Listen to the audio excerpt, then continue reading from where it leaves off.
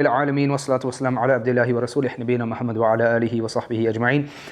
Guys, so I was gonna do the automation stuff. When I was chilling with the brothers about 2 days ago here, and I noticed the different various businesses that we had with like the restaurants and stuff like that, I thought actually this is perfect to go back to the framework that I normally teach in my content cohort, because I built out this framework that actually I think is applicable to absolutely any scenario.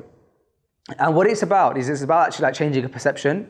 It's about changing like the way we think, and you can really receive the information for your specific business. So as you're watching this, I want you to think about it with your business in mind. So I did a talk in London a few months ago in February, and I started with this story here. So if you have heard the story, then it's always a good reminder. But it's great for a lot of marketing heads and stuff here to hear. So I started by basically saying, imagine you're in a crowded room, you're amongst a huge crowd. The year is 1854, and before you is a man, Elisha Otis, seemingly about to risk his life to prove a point. He is stood on an elevator, held up by just a rope. He orders the only rope holding the elevator aloft to be cut, and yet he doesn't fall. The crowd erupts into applause because until this moment, society had not trusted elevators. They were used mainly for transporting goods in factories. But Otis had built a new elevator system with mechanics and brakes that can actually support humans and ensure safety for those humans. And on that day, Otis didn't just sell an elevator, he sold an idea, shrouded in the irrefutable cloak of showmanship. And that's why, to this day, when you go into a lift, most of the time you'll see the word Otis. It's Otis's name, and it's from that story, Elisha Otis. What a great marketeer. For years, actually, he had this patent. Yet he couldn't figure out how to present it to the world. And he did so by being a showman. And so in that talk, I discussed showmanship, and I discussed, because it wasn't to a marketing audience, and so I discussed how he had this thing, but he had to be able to present it to the world, and he wanted to change the world, and he did change the world, but he did it through that showmanship. And I described showmanship as being something that allowed you to turn everyday moments into extraordinary experiences. And that's why I want us to talk about it, but this time in the realm of our businesses. Whether you're B2B, B2C, there's always somebody you're interacting with. How can you elevate that experience? How can you turn an ordinary moment into that experience? And I think that really is what builds customer loyalty. It builds conversion. It's those moments that kind of give you some goosebumps. Just now, the brother at the back, he mentioned that one of the brothers here looks like Roman Reigns, right? And it made me think of something, because when I was little, I used to watch wrestling. And did anybody here used to watch WWF when they were little? And you know, WCW, showing your age. And you know, there was this moment where you weren't expecting it. There was a wrestler who'd been injured for like a year or 6 months, and then like he makes his return. And you just get goosebumps, like, oh my gosh, that's showmanship, that's art of storytelling. And that feeling, I've always been obsessed with how can we capture that feeling, but in a halal way, right? Because you might like, if you see like in a concert and the crowd is all singing, like it's like you get that feeling, but how can you capture that feeling? How can you create that feeling? And I think that feeling of elevating moments is that's truly showmanship, and we can do that in business. And so in that talk, I gave a framework, which I called the ACT framework. The ACT framework was kind of designed with social psychology in mind. And so there was a social psychologist called Amy Cuddy who studies human behavior. And she spoke about some of these elements, and then I kind of put it together into this framework, and I started teaching this framework. And the ACT, the framework stands for authenticity, connection, and transformation. So the idea is that in order to be able to transform, in order to have that showmanship in your business with your customers or your clients, is as long as you have those three elements, you'll be able to do that. If you're authentic, if you connect, and if you transform, then they're the three ingredients for showmanship. However, I actually built a larger framework, and the ACT framework was really just like a top of funnel thing for me, right? Because it's really easy to market. It's good when you're doing a big talk in public, but when you're doing something like this, or when I'm teaching my cohorts, I like to go in a bit more detail. But also because I'm always only ever like teaching or speaking with Muslims, and I think there's elements with us as Muslims, it's really important that we realize that our life is so nuanced. And so we have to take maybe something that a social psychologist has come up with, but actually look at it with the lens of Islam, because that's how we run and decide our lives. And so I made a slightly larger framework called the PACT framework, and I'm going to run you guys through that framework. And the idea is with each element of that framework, I want you to think about your business or your interactions and have a think about how you can have each pillar of this framework within that. But it also works great for personality. So if, for example, somebody is having challenges with their family or any challenges, I really believe that this framework allows you to deepen relationships, it allows you to improve customer loyalty, and really do anything when it comes to kind of a human behavior angle. So the first part of my PACT framework is principles. You're going to have to forgive some of these bullet points because this presentation was put together for my content course, so some of them might relate only to content creation. The principles are the legs of your organization, it's the base, right? And so often when we speak about, for example, we often give the analogy of a building, right? And we say that when you're building a building, the base is so important. But what's kind of more important, you realize, is as the building gets bigger and bigger and bigger, the base becomes more and more important. It's so important to have a strong base, because that's what everything's being built upon. And that's what principles are. And it's important that we have incredibly strong principles, not only when we start a business, but then even more importantly as we grow the business. And actually, it's during the growth of the business that we tend to find that our principles start kind of unraveling a bit.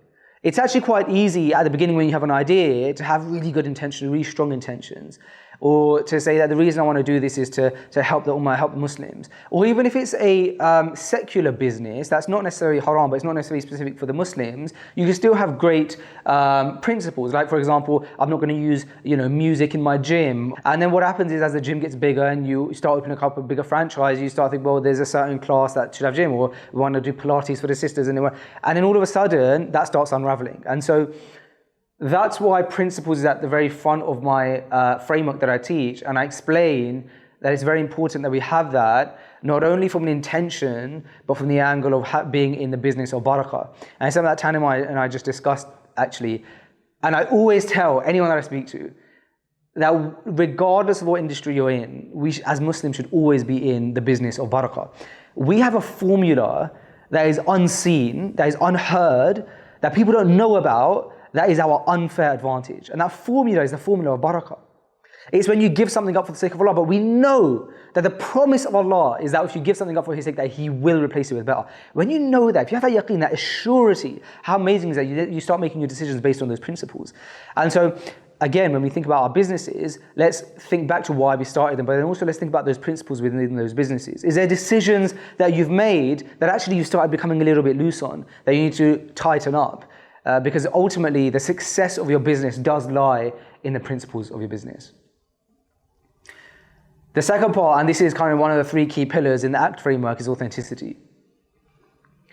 Something really amazing that I found about authenticity when I was studying it and researching it, was that there was a study that showed that 91% of consumers say that they will purchase from a brand that they deem genuine and authentic. 91%. That's how important it is for us to be authentic when we're building our businesses. When we're thinking about authenticity, we can think about it with the example of if somebody here is, for example, ever been in the education sector or the healthcare sector, you think about how a genuine smile can transform your patient's routine appointment to a moment of joy, right? Imagine how nervous those people are, but if you give your time to really smile, to be genuine with that individual, give your time to that individual, it makes a massive difference. And that's the power of authenticity. So whatever it is that you do, make sure that you're being genuine, make sure you're being authentic. And actually, I've already, by having discussions here with people here, noticed a lot of authenticity. In fact, yesterday when authenticity came to mind straight away, when Mudz was talking and doing his introduction about his businesses, and he said, when I get clients and they want something other than ads, now I turn them away or I give them to other people because I just want to focus on ads. That's authenticity. That's turning away short-term finances for the long-term win, because I'm authentic to the fact that it's ads that I'm going to run, and that's the thing that I perfected. And it's very hard actually to be authentic, because when you get those opportunities, you want to you want to accept some of them.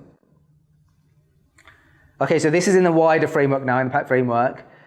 We come to clarity. I think clarity is probably the most important thing in business that's completely overlooked. In branding, we have a thing called the one sentence brand, or like explaining your brand in one sentence, right? The brand statement. And the idea behind that is to be able to say within just a few short words what it is that your company does, what it is your brand does. If you don't have that, and you can't say that straight away, that's an exercise that we have to go back to as a first principles perspective, from first principles perspective. But what's really impressive is if, for example, you ask me what is Qur'anly, I'll say it's a habit building Qur'an app. What's impressive about that, even if they have so many other layers, what's impressive about that is that I'm not the guy who runs Qur'anly or started Qur'anly, yet as a consumer, I'm able to give you clarity on what the brand is. When your consumer has clarity, that's when you're really winning with your brand. So step one is for you to have clarity and for you to have that brand message. And then step two is for you to be able to, is for your consumer to have that clarity. And so what I find really fun is that Chris Do, who is like this branding like guru, which I'm sure everybody here has heard of, when he does these classes, he actually turns a one sentence brand statement into a 2-word brand statement. And he challenges people to say, can you explain your brand in 2 words? Which I've tried and it's very difficult, right? You're like extremely limited. It's kind of like the exercise we did yesterday with the 2x and the 10x. But that is when you really clearly know your brand. And that also shows the importance of knowing your brand. The other thing I find interesting about clarity is that everybody here probably has numerous skills, right? And it's very difficult to know which one of those skills you should monetize or which one of those skills you should kind of like delve into in the business world. But actually the secret is if you can funnel that in and know that you have those skills, but have complete focus on one thing, that is when you're truly winning. And actually you can use those skills to your benefit, but it's important to have that clarity. That clarity is really important because if you look at somebody like a fast food chain, someone like McDonald's, they actually technically have the equipment to also create gourmet food, right? But they don't, because they have that focus, they have that clarity. They only do this one thing. And so if all of a sudden they have this huge, vast menu because they have the equipment and the ability to do it, then they will probably never be successful. So it's important to have that clarity and that focus in what you do. The second C stands for consistency. I'm not going to spend a lot of time on consistency, and that's because I think all of us here know the power and the importance of it. We've all heard, like, you know, the hadith that says that Allah loves deeds that are small even if they are consistent, or consistent even if they are small. And I think all of us here have, in some ways, experienced some level of success, and I'm very certain that that success has been a byproduct of consistency. And so I'm not going to harp on about it, but it's important to know that this is a core pillar of this framework. You must be consistent in what you do. Once you've got the clarity, it's very important that you have the consistency. I also made sure that I wrote these in a very particular order for a reason. You want to have the consistency, but if the consistency comes before the clarity, then you're just being consistent in a bunch of mess, all right? So it's very important to have that consistency, but be clear with what it is. Okay, the penultimate part of the framework is connection.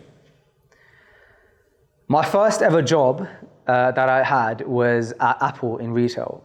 When you go through the interview process at Apple, you go in for your first interview and they make you just interact with each other and do role play and stuff like that. And then you get called back for the second stage. But with each stage, the cohort gets smaller and smaller and smaller, obviously, right? And so the second stage you come back, and you notice that the group has got a bit smaller. And then the third time it's got substantially smaller, and that's when you have some more interviews, group interviews and things like that. One thing that I noticed though, in the interviews at Apple, was that the people who were being kind of chopped off further down the interview stages were the ones who actually knew everything about the product. They could recite the product specs like the back of their hand. And the ones that were staying were the ones that actually quite clearly were planning to move on to other things. People like a stand-up comic, an aspiring podcaster, content creators, musicians. These were the guys that were staying, but the guys who were obsessed with Apple, that were coming to the first interview and saying, I know this is it, and this is how many products we had. And some of us were like, I don't even know. But we were the ones who were staying and those guys were getting cut off. I was intrigued by this, perplexed. And I said, what's going on? And they said, one thing you'll notice about Apple is that they do not hire for skill, they hire for personality. Because you can teach skill, but you can't teach personality. And that changed my life. I've remembered that concept to this day. What's powerful about that is that Apple understand that in order to connect with your consumer, you have to create a microcosm of society. You have musicians, actors, runners. The reason for that is when a consumer then comes into the Apple store and says, I need a new Apple Watch because I'm doing a marathon, there'll be someone in the store who is just ran a marathon or is also running that marathon and then come advise. And they have a great conversation. And that is the power of personal connection. And that's why it's so important. Again, just because you might be, for example, in B2B and you might be in B2C, but they apply to both. How can you have that personal connection through an app? How can you have that personal connection with another business? And so that's why connection is really important. But the final part of the framework is actually my favorite. The final part of my framework is transformation. This is where the showmanship happens. This is what we're leading up to. This is where you turn the everyday moments into extraordinary experiences. Transformation is like, it's one thing as a teacher to relay facts and figures to your students, it's another to ignite curiosity. When a history lesson becomes a journey back in time, that's transformation. When a customer comes into a retail store, when you spend time with them and you try and understand their needs, not just provide them a piece of clothing, that's transformation. When a customer walks out of a store feeling better than when they came in, that is transformation. And this everyday transformation has a ripple effect. It creates moments of joy. And that is what we're aiming to do in all of our businesses. Ultimately, is we're trying to transform our customer, our business. We're trying to help them reach their end goals. And in order to do that, we have to understand the rest of the framework. Because whilst transformation takes all the credit for success, it cannot function without, for example, the A and the C.